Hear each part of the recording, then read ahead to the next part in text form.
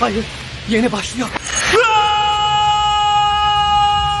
Dile kolay, tam 7 yıl aradan sonra o efsanevi çizgi dizilerden biri olan Gumball nihayet geri döndü. Ve bu sefer kesin bir şekilde dizinin yeni sezonunun fragmanında, yani küçük bir teaser'da yayınlandı. Açıkçası böyle bir gelişmenin yaşanması özellikle de benim gibi eski Cartoon Network yapımı izleyen insanlar için fazlasıyla nostalji ve mutluluk içeriyor. Çünkü dediğim gibi aradan tam 7 yıl geçti ve bizler daha düne kadar bu tarz yapımları okuldan eve geldiğimizde izlerken şimdi birçoğumuz büyümüş, işine gücüne bakan yetişkin insanlar olduk. Hatta geçenlerde sosyal medyada biraz araştırdım ve yeni sezon geldiği zaman çocuklarıyla oturup izleyecek olan insanlar olduğunu gördüm. Ve doğruyu söylemek gerekirse ben de bu seriyle büyümüş bir insan olarak yeni sezon geldiği zaman ben de küçük kardeşimi yanıma zorla oturtturacağım ve zorla da olsa bu seriyi ona izleteceğim. Çünkü bana kalırsa her çocuk hayatında bir kez de olsa bu tarz kaliteli bir içeriği izlemelidir. Çünkü günümüz çocuklarına baktığımızda bize nazaran gerçekten çizgi dizi konusunda çok bağımsızlar. Üzerine hiç düşünülmemiş saçma sapanak diziler izliyorlar. En azından Gumball'da absürt komik bir dizi olsa da en azından komik ve güzel bir seri. Yani zorla da olsa bunu izleyeceksin kardeşim.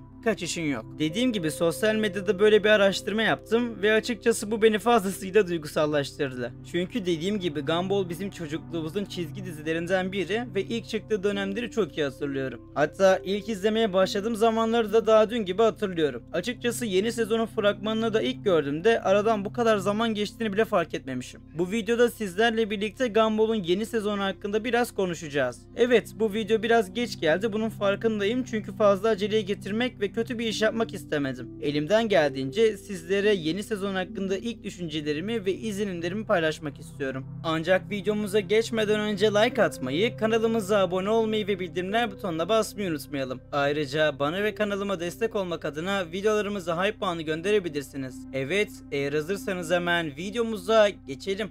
Bir dakika. Yani kelepçeli değil miyim? Tabii ki hayır. O zaman beni Meksika'da bulun da göreyim.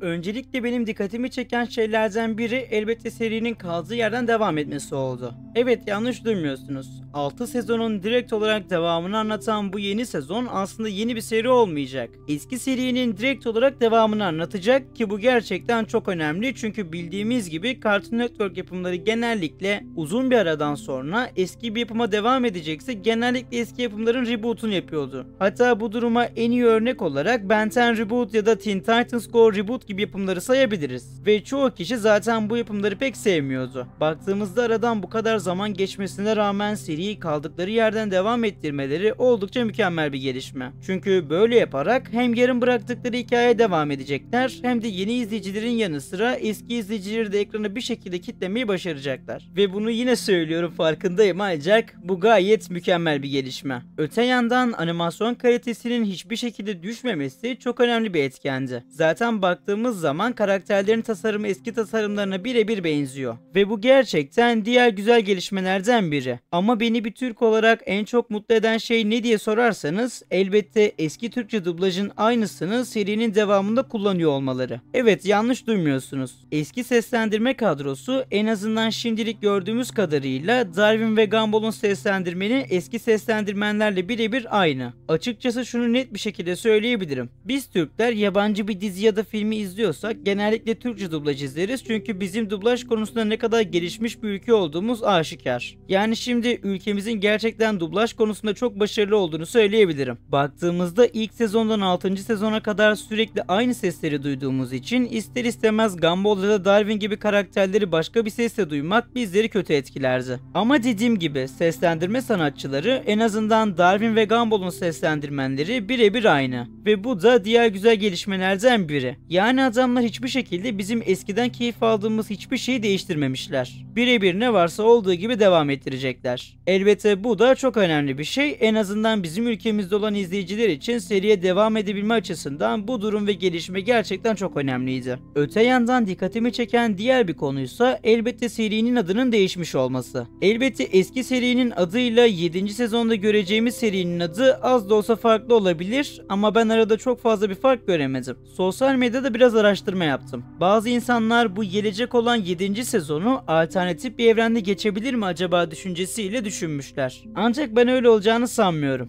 Dediğim gibi seri kaldığı yerden devam edecektir. Vallahi dostlar, ne yalan söyleyeyim, keşke her eski çizgi dizi kaldığı yerden devam etse ve bizler de eski izleyiciler olarak yaşımız kaç olursa olsun izlediğimiz şeyden keyif alabilsek. Yani belli mi olur? İnşallah böyle bir gelişme Ben 10 serisi için de olur.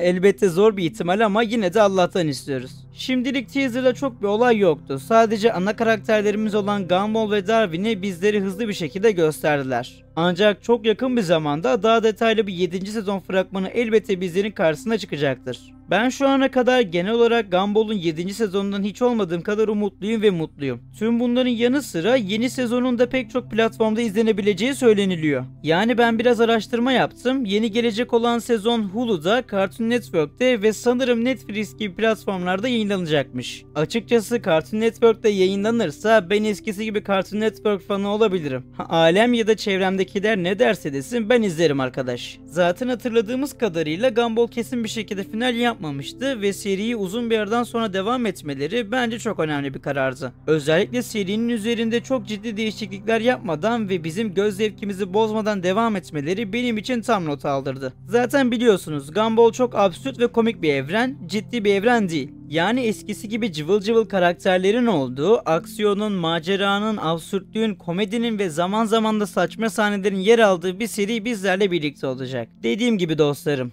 hepimizin zamanında hayranlıkla izlediği seri geri döndü ve hepimiz için gerçekten mutluluk verici bir haber. Ben bu düşüncelerimi sizlerle samimi bir şekilde paylaşmak istedim. Bu arada cidden dediğim gibi dua edin de Ben 10 serisi için de böyle güzel bir devam sezonu ya da serisi gelsin. Bir umut belki gelir. Evet dostlarım, bugün sizlerle birlikte tam 7 yıl aradan sonra efsanevi Cartoon Network çizgi dizisi olan Gumball'un yeni sezonu hakkında konuştuk ve umarım videomuzdan keyif almışsınızdır. Her zaman olduğu gibi bu tarz videoların devamı için videomuza like atmayı, kanalımıza abone olmayı ve bildirimler butonuna basmayı unutmayalım. Ayrıca bana ve kanalıma destek olmak adına videolarımıza hype puanı gönderebilirsiniz. O zaman bir başka videoda görüşmek üzere, kendinize çok iyi bakın, hoşça kalın.